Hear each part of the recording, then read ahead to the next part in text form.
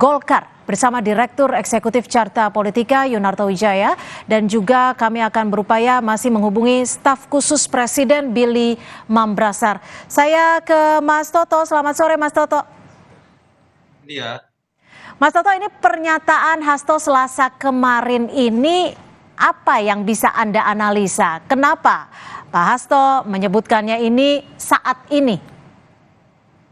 Iya, pertama kita harus pisahkan bahwa ini menurut saya tidak terkait dan bisa mempengaruhi gugatan yang sedang dilayangkan di MK yang sekarang sedang disidang ya. Jadi ini lebih mengarah kepada perdebatan tanda kutip atau pro dan kontra internal PDI Perjuangan, karena konteksnya kan berbicara mengenai manuver politik dari Pak Jokowi sebagai kader, katakanlah menurut Hasto untuk kemudian Mas Hasto untuk kemudian menjadi ketua umum.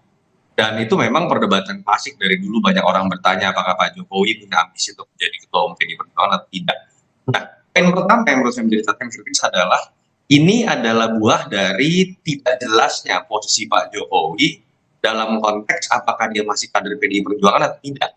Yang kita ketahui sebagai awam, belum pernah ada pencabutan KTA dari Pak Jokowi. Jadi kalau menurut saya sih isu ini akan lebih cepat beres. Hal-hal tanda tanya besar mengenai isu PDI Perjuangan dan Pak Jokowi, entah Pak Jokowi mengundurkan diri atau kemudian PDI Perjuangan yang kemudian mengeluarkan Pak Jokowi sebagai kader PDI Perjuangan.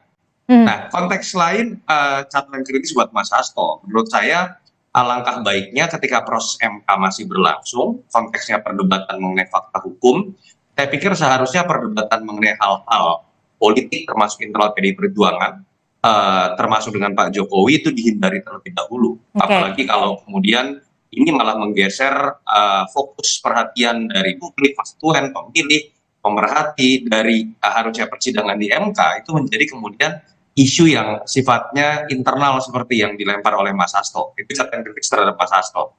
Catatan buat lebih baik Mas Hasto dan teman-teman PDI Perjuangan menopang dan mensupport tim hukum 03 untuk memberikan fakta-fakta hukum. Tapi apakah emang akan berpengaruh besar dengan statement Mas Hasto ini di tengah sidang MK?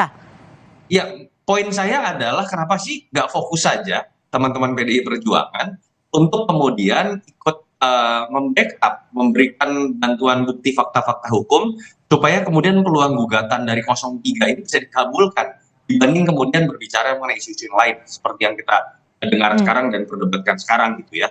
Yang kedua, catatan kritis terhadap Pak Jokowi, memang isu ini kan menjadi menarik ketika kita tahu ya, ini kan isunya kan seakan-akan masuk dalam ke framing bahwa Pak Jokowi ini punya potensi loh melakukan hal yang tidak lazim, termasuk kekuasaan di PDI Perjuangan.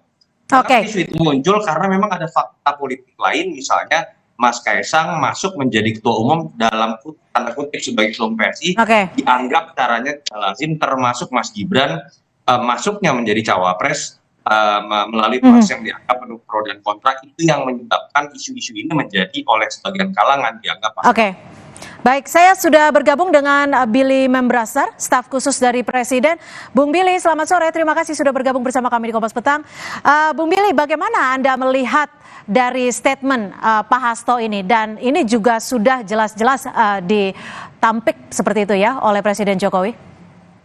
Ya, pertama kita berbahas hidup atas dasar sebuah politik dan policy yang tidak evidence based. Jadi ketika kita menjalankan politik, apalagi ditampilkan oleh elit-elit dan intelektual Indonesia yang adalah minoritas tapi merupakan gerbang penggerak bangsa ini, ketika gerbongnya ini aja udah melakukan praktik-praktik politik tidak berbasis evidence, berbasis rumoring yang akan menimbulkan keresahan dan kebingungan di tengah masyarakat, maka ini jadi pertanyaan besar saya juga gitu.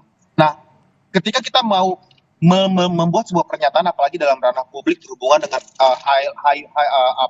high context politics dan mengeluarkan sebuah pernyataan-pernyataan yang tidak berdasarkan fakta, tidak berdasarkan data, ini betul-betul menyesatkan apalagi dilakukan oleh intelektual. Dan sejatinya ketika Presiden kemudian sebagai pelaku utama atau aktor utama yang di-frame dalam sebuah cerita yang tidak berdasarkan bukti tersebut sudah menyangkal, maka sejatinya tanpa bukti pun boleh ada permohonan maaf gitu untuk melakukan klarifikasi atau verifikasi atas statement yang telah dibuat sebelum bergulir menjadi bola salju yang lebih liar lagi. Bung Billy, ini kan juga bukan pertama kali ya rumor ini seperti ini keluar. Sebelumnya juga ada rumor soal ingin untuk di Partai Golkar dan lain sebagainya. Bagaimana Presiden menanggapi ini? Jadi lagi-lagi pertama kan tidak ada bukti ya, tidak ada evidence hal itu terjadi. Jadi benar-benar political rumor aja. Dan yang kedua, yang menyebarkan rumor pun tidak punya bukti kuat yang menyatakan bahwa Presiden memiliki interest atas dasar apa. Yang disebarkan hanya atas dasar bahwa Presiden ingin melanggengkan kekuasaan agar ada perahu setelah ini. Padahal jelas-jelas Presiden sudah menyampaikan bahwa saya akan pulang ke Solo setelah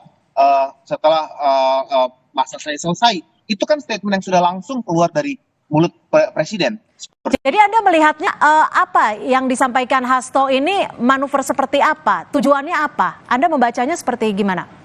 Saya tidak bisa membaca intensi apa ya dari dalam hati seseorang ya dan apa tujuannya. Tapi yang jelas yang saya sesalkan sebagai bagian daripada intelektual bangsa ini adalah mempraktikkan politik-politik yang berbasis rumor, yang berbasis statement-statement yang akan membuat publik kebingungan gitu. Dan ini tidak akan membantu untuk negara ini berada dalam tataran pembangunan yang stabil begitu. Karena rumor ini membuat masyarakat bingung dan resah.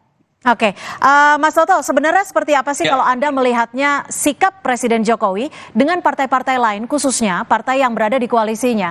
Tetap bersama kami, jawabannya usai jeda di Kompas Petang.